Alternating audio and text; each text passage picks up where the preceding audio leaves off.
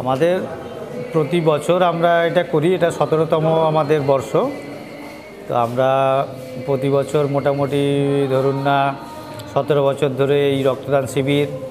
এই বছর আমরা বিনা ব্যয়ে চক্ষু পরীক্ষা আর রক্ত পরীক্ষা এইসব প্রোগ্রামগুলো আমরা রেখেছি, আগামী দিনেও আমরা রাখব। মূলত এরকম শিবির করার উদ্যোগটা কী কারণ থেকে আপনাদের? আমরা বঙ্গীয় স্বর্ণশিল্পী সমিতি সমাজের একটা বিশেষ কাজ রক্তদান। মানুষের যে প্রতিটা মানুষের প্রয়োজন রক্তের, তো আমরা সেই জায়গায় রক্তদান শিবিরের মাধ্যমে মানুষের পরিষেবা দেওয়ার জন্য একটা সমাজসেবামূলক কাজ আমরা করতে চাই এবং আগামী দিনেও আমরা করব। শিবিরে কতজন রক্তদান দিয়েছে? আমাদের এবছর প্রায় 90 জন দাতা রক্ত দিয়েছেন। ওনাদের আমরা অসংখ্য ধন্যবাদ জানাই এবং আগামী দিনেও যেন ওনারা এইভাবে আমাদের সহযোগিতা করেন সেই আশা রাখি। শিবিরে কারা কারা এসেছিলেন?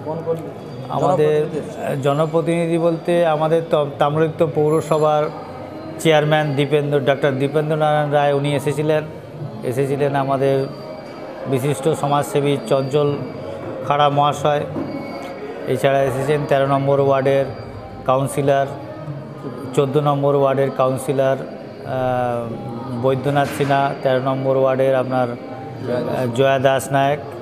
এনারা প্রত্যেকেই আমাদের সঙ্গে সবসময় আমাদের সহযোগিতা করেন।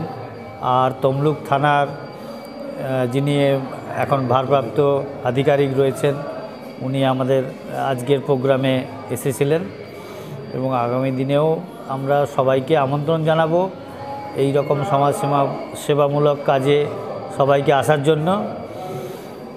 সমিতির পক্ষে কারা কারা আছে? সমিতি আমাদের সমস্ত কার্যকারী সভাপতি থেকে শুরু করে সমস্ত সদস্য, সাধারণ সদস্য সবাই আমাদের উপস্থিত আছে, সম্পাদক সবাই আমাদের এখানে ছিলেন এবং সমস্ত অনুষ্ঠানটা যাতে সুষ্ঠুভাবে পরিচালনা হয় সেই জন্যে সবাই নিজেদের যতটা আন্তরিকভাবে এই অনুষ্ঠানটা সাফল্যমণ্ডিত করার জন্যে সবাই প্রয়াস করেছেন। কী বলবেন বলতে, আমাদের বঙ্গীয় স্বর্ণশিল্পী তমলুক শাখার পক্ষ থেকে আমরা এইভাবে অনেক সমাজমূলক জোরে বলে থাকি। তো এটা আমাদের 17তম রক্তদান শিবির। তার সাথে সাথে এবছর যেটা শুরু হলো বিনা ব্যয়ে চক্ষু পরীক্ষা, বা চক্ষু পরীক্ষা করতে গিয়ে যদি কারো ছানি হয়ে থাকে তার ছানি অপারেশন, মানে এখান থেকে নিয়ে গিয়ে ছানি অপারেশন করে বাড়িতে পৌঁছে দেওয়া অবধি আমরা সেই পরিষেবাটা দেবো। তার সাথে বেশ কিছু ব্লাড টেস্টের ব্যবস্থা করা হয়েছিল, ফ্রি ব্লাড ডোনেশন মানে ব্লাড পরীক্ষা কেন্দ্র করা হয়েছিল, যেখানে অনেকগুলো ব্লাডই টেস্ট করা হয়েছে, অনেকগুলো রক্ত পরীক্ষা অনেকগুলোই করা হয়েছে। আর পরবর্তীকালে আমরা এটা চিন্তাভাবনা রেখেছি কিছু মেডিসিন ডক্টর বা আরও অনেক কিছু করার চিন্তাভাবনা রয়েছে।